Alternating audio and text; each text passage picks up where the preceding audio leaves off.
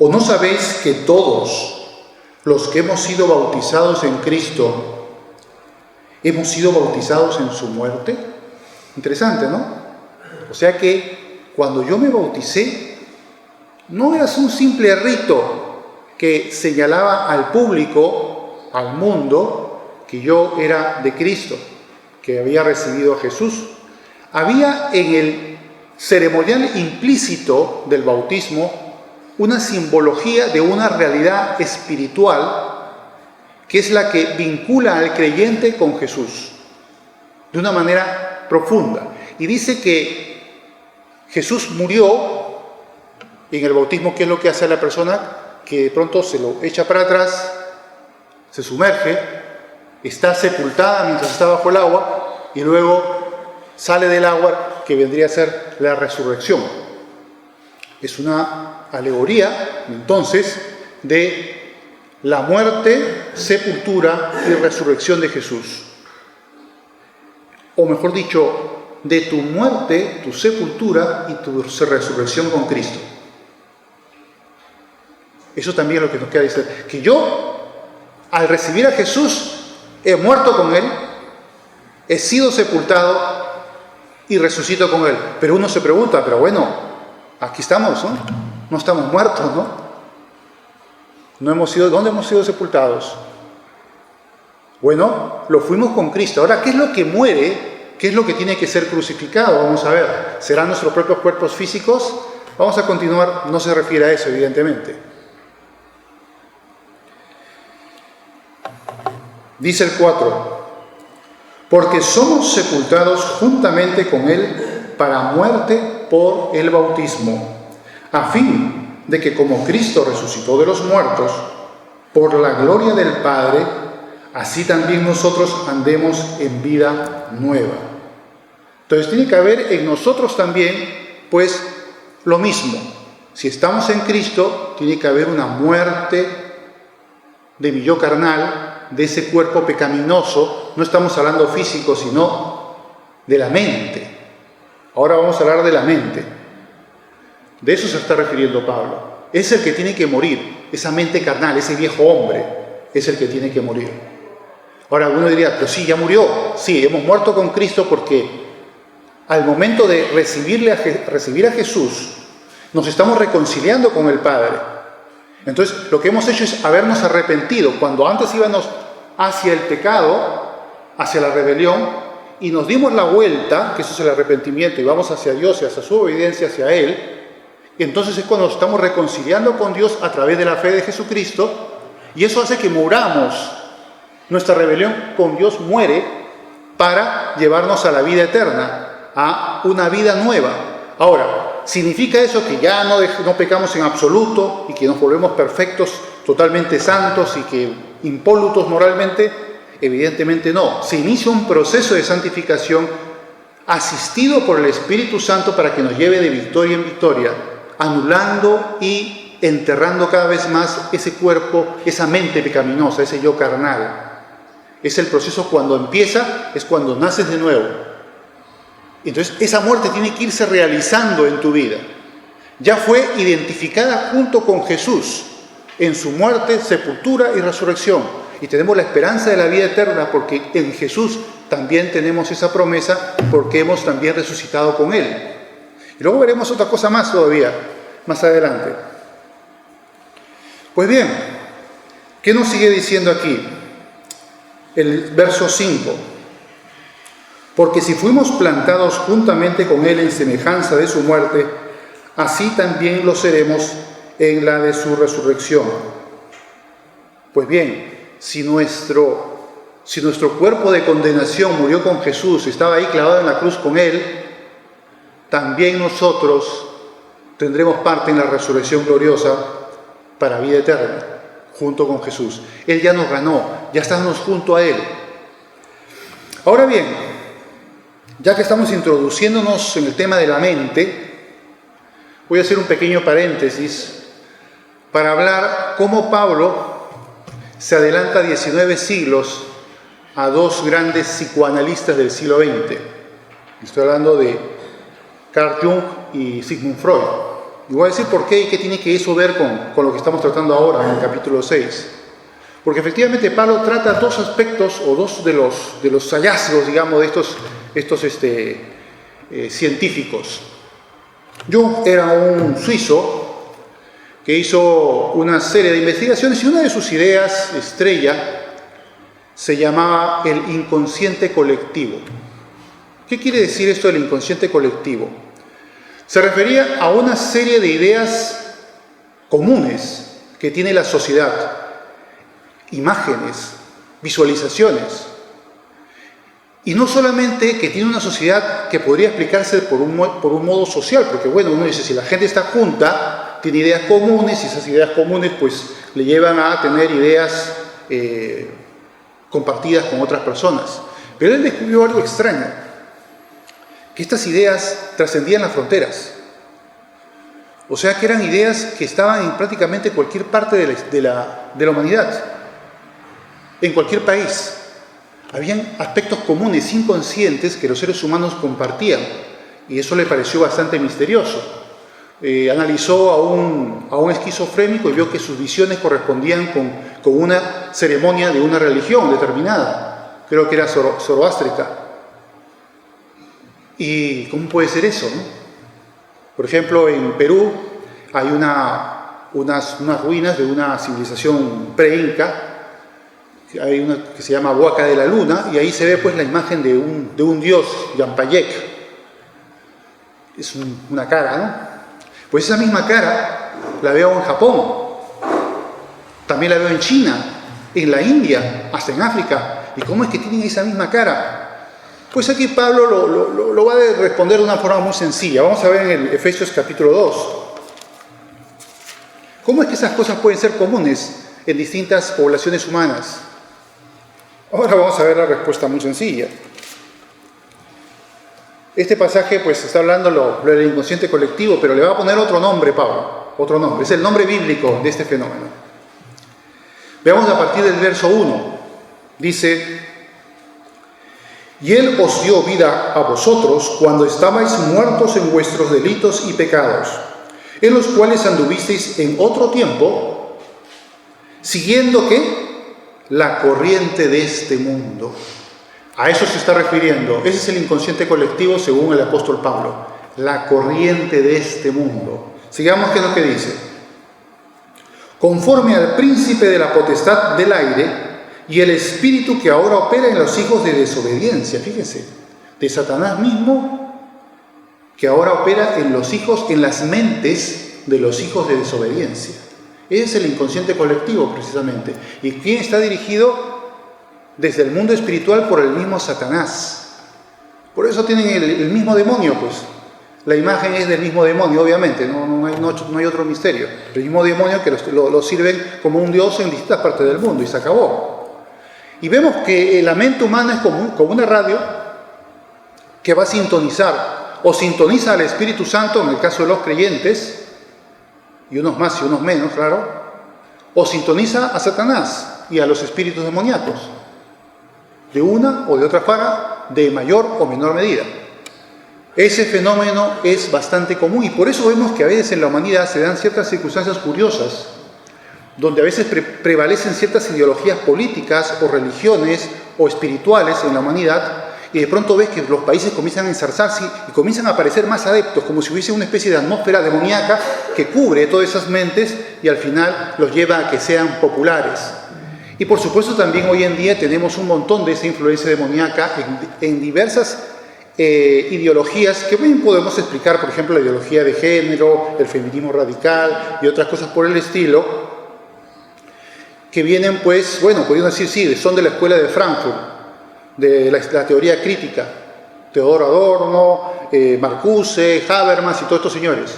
Pero no, detrás de ellos está Satanás, así de simple.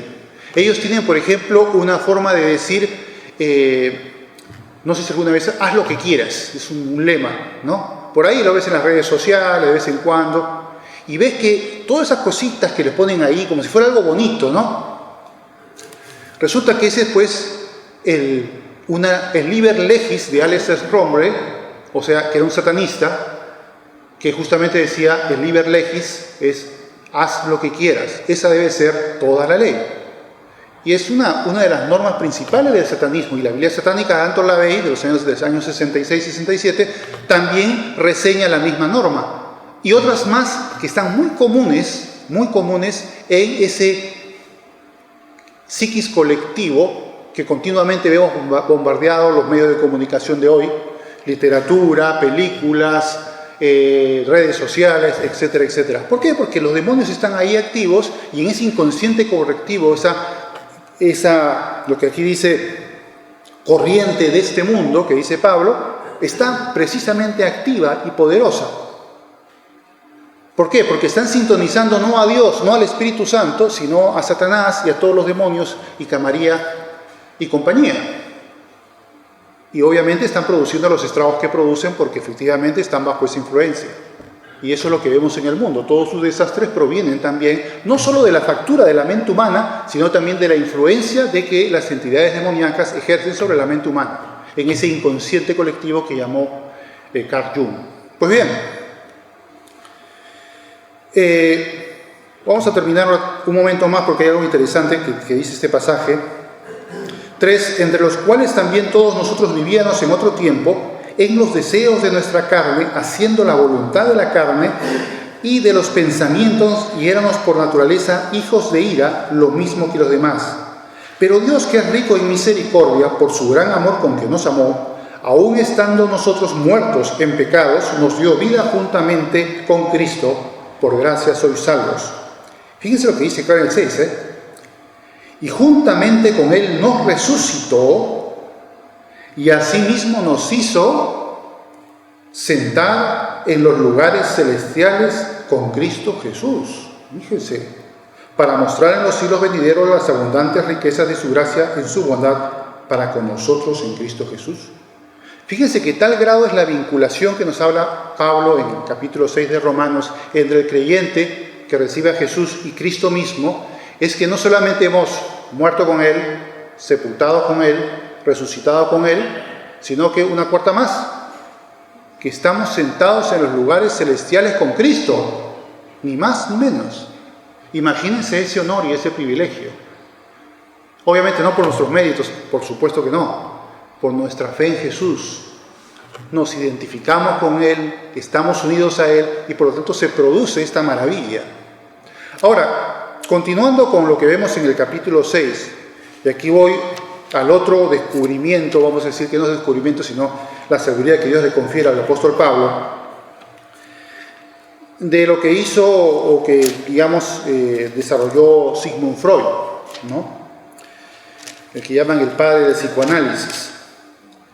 Pues él decía que la mente humana está regida por 3 entidades, o 3 yoes. El ello, el yo y el superyo. Vamos a ver que Pablo también va a hablar de esto. El ello es la mente carnal, esa mente pues que se le ocurren barbaridades, palabrotas, deseos impuros, en fin, cualquier tontería y cualquier salvajada que se nos puede ocurrir. Pues esa es la mente carnal, la que tenemos ahí, el bastardo que tenemos dentro, que hay que reconocer que está ahí. El camionero, el procas que está ahí metido dentro. Unos más dirán, no, yo no lo tengo, bueno, no lo sé. Si tú me dices que no lo tienes, yo no te creo, sencillamente. Y luego está el yo, que es tu propio yo, tu propia conciencia, y luego el super yo, que es tu conciencia moral, tu yo ético, que en el caso del cristiano es aquel que está regido por el Espíritu Santo, ese que te va a reprender en un momento, ¿qué estás haciendo? Detente, eso está mal. Esa conciencia que te dice, como los dibujos animados, que a veces no sé si habían visto, que pone a la persona, pone un diablillo aquí a un lado y un angelito al otro. Pues bien, esa era una representación sencilla de estas 3 entidades que habla Sigmund Freud, que no es que sea que el hombre que se inventó la pólvora, ya Pablo nos va a hablar de esas cosas, y vamos a ver en el capítulo 7 próximamente cómo esto se desarrolla de una manera bastante clara. Pues bien, tenemos ese yo espiritual, el superyo, ese que nos aconseja, que está guiado por el Espíritu Santo, pero que en el caso del incrédulo está guiado más bien por el diablo, porque los principios y valores de una persona que no conoce a Cristo, que no recibió a Jesús, Pueden algunos ser más o menos buenos, pero por lo general, influidos por Satanás, van a ser pésimos, miserables, totalmente corruptos. ¿Por qué? Porque están influidos por Satanás. Y el otro, el yo carnal, pues es el que va a decir, pues yo quiero hacer lo que quiero, como dice el Liber Legis, ¿no? Haz lo que quieras, yo quiero hacer lo que quiero, me apetece esto, pues no importa si daño a alguien, si perjudico a alguien, si me degrado a mí mismo, no importa, yo lo hago porque quiero, porque me da la gana y se acabó. Y ese es el que está ahí, y el que está suelto como perro sin cadena en el caso de los incrédulos. Y encima apoyado por el super yo corrupto, que está más bien influido por Satanás. Entonces el yo pues está absolutamente extraviado. Pues bien, eso también sucede, como lo va a señalar aquí Pablo, el apóstol, en la mente del creyente, y ya lo había dicho 19 siglos antes de estos señores. Bien, vamos a continuar entonces con el verso 7. Dice, porque el que ha muerto ha sido justificado del pecado. Bueno, eso penalmente es absolutamente cierto. Imagínense que a una persona que es condenada a muerte lo ejecutan y por alguna razón determinada resucita y otra vez vuelve a la vida. ¿Pagó su pena o no pagó su pena? Sí la pagó. Fue ejecutado y murió. Ahora, que se haya dado el caso que haya resucitado, por supuesto eso es algo inverosímil, pero supongamos que se diera, podría irse libre porque ya pagó, ya fue condenado a muerte, ya fue ejecutado. Y así pasa lo mismo.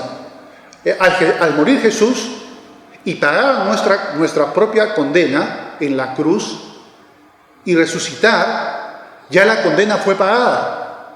Y como yo me he vinculado a Jesús, mi propia condena, que merecía justamente, que merecía el infierno, en mayor o menor medida, no importa, pero que al fin y al cabo merecía el infierno, ya fue pagada por Jesús, porque me he vinculado con Él, por fe. Entonces, ya vemos aquí que Pablo nos está señalando que eso ya terminó, se zanjó con la muerte de Jesús. Dice el 8, y si morimos con Cristo, creemos que también viviremos con Él.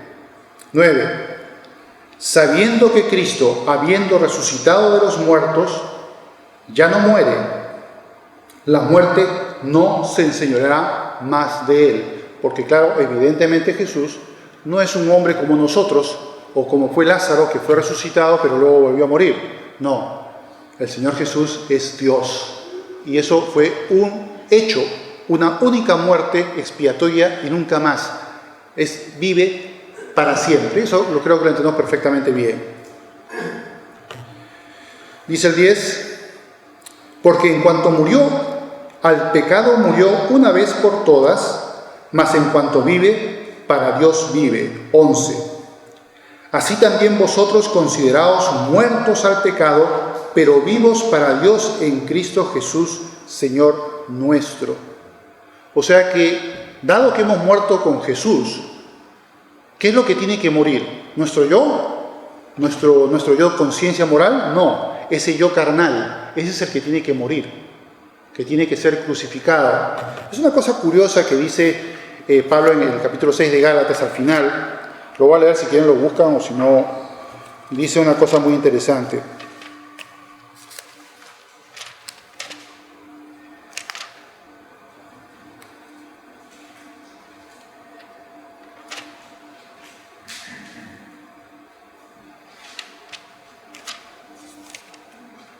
No, perdón, estaba viendo en Gálatas, estaba viendo Efesios, en Gálatas, perdón. O sea, por razón sí no lo encontraba. Bien, dice el verso 6:14. Pero lejos esté de mí gloriarme, sino en la cruz de nuestro Señor Jesucristo, porque en el mundo me es crucificado a mí y yo al mundo. Interesante idea, ¿no? El mundo, sus deseos, sus ambiciones, sus codicias, es crucificado a mí. Yo me aparto de todo eso. Y yo soy crucificado al mundo. O sea que todos los amiguetes, los antiguos compañeros de juerga, todos aquellos que antes, cuando no eras creyente, podían de alguna manera pues influirte para pecar, pues yo también soy crucificado para ellos. Porque yo ya no ando con ellos, ya no estoy en sus juergas ni sus desvaríos morales. Por lo tanto, también soy crucificado para el mundo. Y el mundo es crucificado para mí. Esa es la idea general de lo que debe ser efectivamente la actitud del creyente. Bien, también vemos otro pasaje en el mismo Gálatas, en el 2, 20, 21.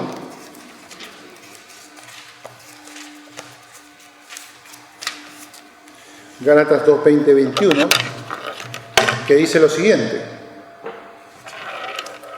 Dice, con Cristo estoy juntamente crucificado, y ya no vivo yo, mas vive Cristo en mí. Y lo que ahora vivo en la carne, lo vivo en la fe del Hijo de Dios, el cual me amó y se entregó a sí mismo por mí. No desecho la gracia de Dios, pues si por la ley fuese la justicia, entonces por demás murió Jesús, murió Cristo. Esto se lo está diciendo a los Gálatas porque evidentemente los Gálatas tenían un gran problema, que eran los judaizantes, que le decían que tenían que circuncidarse, que tenían que guardar la ley de Moisés para poder ser salvos. Y dice, si por la ley fuese la justicia, entonces por demás murió Jesús.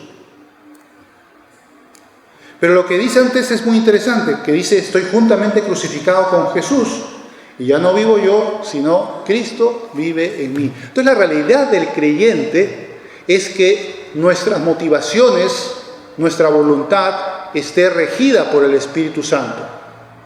Que nuestro yo sea correctamente gobernado y que ese yo carnal, ese ello que habla Sigmund Freud, sea muerto, sea destruido, sea crucificado. Es un proceso, evidentemente. Es que podemos decir ahora que hemos ya pues eliminado por completo la influencia de ese yo carnal. No, pero tenemos que estar en el proceso de santificación, de apartarnos más para Dios en toda nuestra actitud, ya sea la que se exprese hacia afuera como lo que se internaliza dentro de la mente. Y tenemos que, con la ayuda del Espíritu Santo y con otras herramientas que ya veremos en el capítulo 8, hacer que muera esa mente carnal y hacer lo que dice Pablo en el capítulo 12, renovaos el espíritu de vuestra mente. ¿Ven cómo Pablo habla de las cosas mentales, de estos yoes? Tenemos que renovar el espíritu de nuestra mente. Y una de las cosas importantes de esa renovación del espíritu de nuestra mente es precisamente que ese yo moral, el super yo que llama Freud, que aquí simplemente llamamos nuestro yo espiritual, nuestro yo moral, tiene que empaparse de la palabra de Dios. Por eso es tan importante la lectura de la Biblia. Porque si no se empapa de la palabra de Dios, entonces es verdad que Dios de alguna manera, en alguna situación especial, puede hablarnos de una manera que hasta nos ponga la cita sin que la sepamos. Puede hacerlo, lo ha hecho algunas veces. Pero más fácil, le facilitamos las cosas al Señor si verdaderamente estamos empapados de la palabra de Dios. Y no sé si les habrá pasado, pero a mí sí me ha pasado las veces en las cuales yo he podido notar cómo la palabra de Dios ha comenzado a fluir por mi mente para instruirme, para aconsejarme, para consolarme y para encaminarme correctamente ante alguna desazón o alguna situación terrible que pueda estar pasando. Pues ahí están comienzan a llegar las citas bíblicas a la cabeza. ¿Por qué? Porque las has leído. Y porque muchas de ellas las recuerdas. Pero si no lees, evidentemente no va a haber ese proceso, ¿no? Ese tu yo espiritual va a ser un yo bastante debilucho. Es verdad que el Espíritu Santo va a estar ahí empujando, pero la palabra de Dios es importantísima para que pueda formar la renovación de nuestra mente que habla Pablo. Esa mente tiene que ser reformada, renovada en el nuevo hombre, no en el viejo hombre, sino al viejo hombre hay que hacerlo morir y hacer nacer y crecer al nuevo hombre. Continuemos. Dice el 12, no reine pues el pecado en vuestro cuerpo mortal, de modo que lo obedezcáis en sus concupiscencias, Evidentemente esto lo dice porque sabe que aunque hay una muerte para el mundo, igual todavía hay que trabajar con ese yo carnal para irlo destruyendo, irlo aniquilando. Por eso dice, nos impulsa a una acción. Dice, no obedezcáis a los deseos de la carne, ni lo obedezcáis en sus concupiscencias. 13. Ni tampoco presentéis vuestros miembros al pecado como instrumentos de iniquidad, sino presentaos vosotros mismos a Dios como vivos de entre los muertos, y vuestros miembros a Dios como instrumentos de justicia. Porque el pecado no se enseñoreará de vosotros, pues no estáis bajo la ley, sino bajo la gracia. En la ley no hay poder, hay conocimiento del pecado, pero no poder. En la gracia hay poder contra el pecado. Y esa es la ventaja que tenemos. Tenemos la gracia. Y esa gracia nos suministra un poder que desconocíamos, que no se basa en nuestras capacidades personales, sino en el poder de Dios. Ya veremos cómo obtenemos ese poder en el capítulo 8. Vamos a leer ahora un pasaje de Efesios, porque claro, nos ha dicho cosas muy interesantes el apóstol Pablo, pero vamos a ver cómo se come todo esto, ¿no? Cómo es que se realiza, en qué cosas tenemos que aplicarlas. Vamos a continuar entonces en Efesios 4, del verso 22 al 32.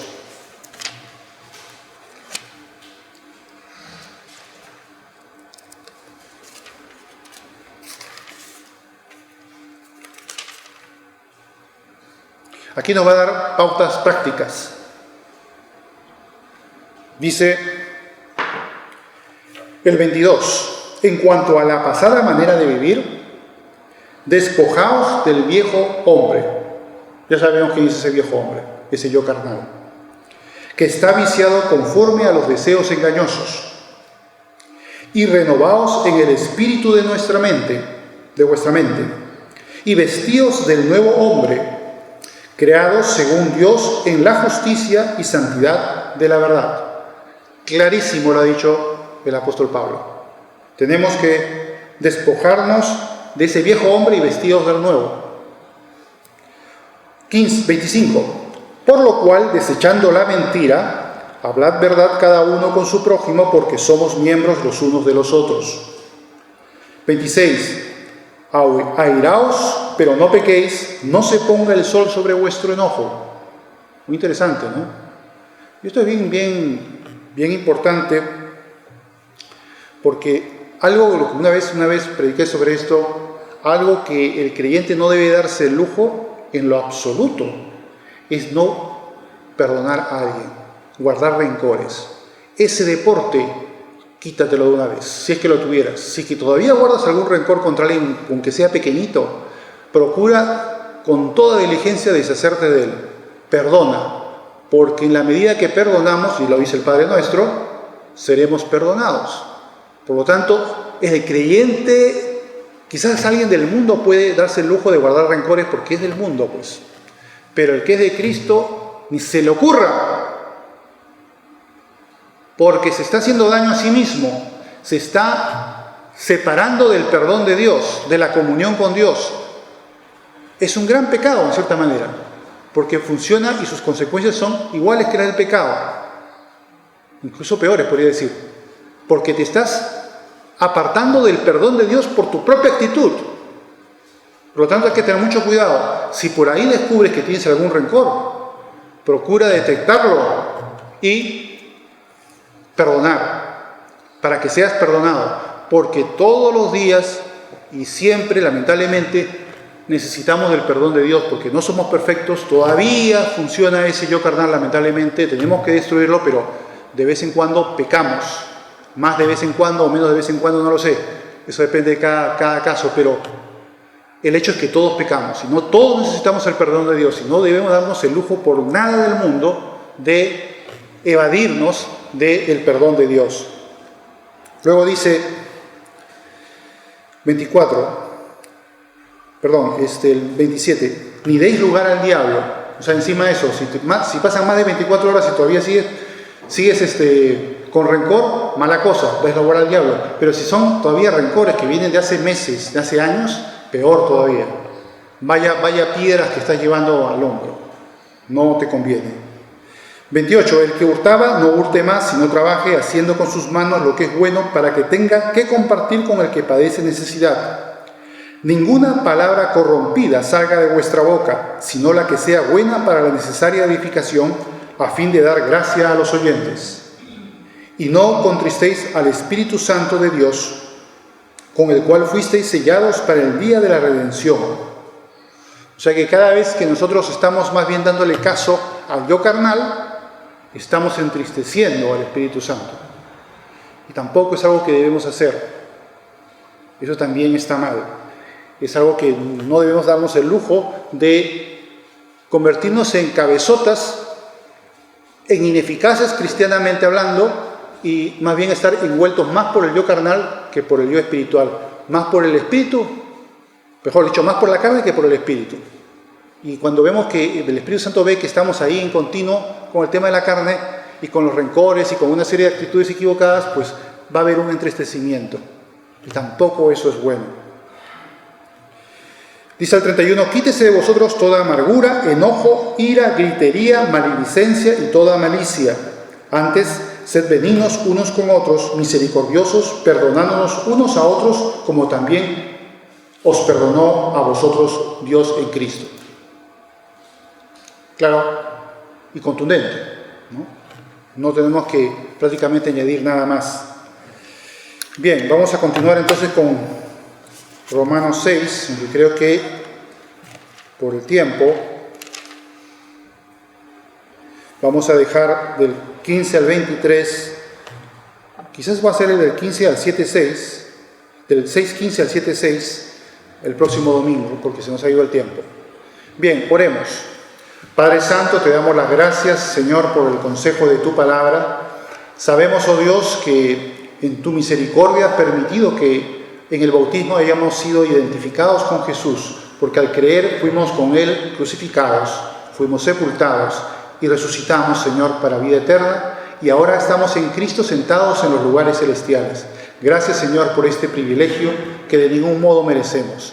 Gracias, Señor, por tu gran amor, por tu gran misericordia de enviar a tu Hijo Jesús a morir en la cruz, a un sufrimiento tan terrible y cruento, por misericordia a nosotros y por amor a nosotros. Te pedimos, oh Dios, que seamos consecuentes con esta enseñanza de tu palabra, que podamos vivir una vida nueva, Señor, siendo revestidos del nuevo hombre, de la nueva personalidad, Señor, y dejar la vieja personalidad de la carne, ese yo carnal, hacerlo morir como debe ser, porque ese es el que tiene que estar crucificado, Señor, de tal manera que seamos crucificados para el mundo y el mundo sea crucificado para nosotros. Te pedimos, Señor, que nos ayudes a seguir estas cosas, a verdaderamente honrarte, llevándonos a llevar una vida, Señor, que está anclada en el Espíritu Santo, que podamos andar en el Espíritu, como más adelante en el capítulo 8 nos explicará Pablo. Gracias, Señor, por todo esto.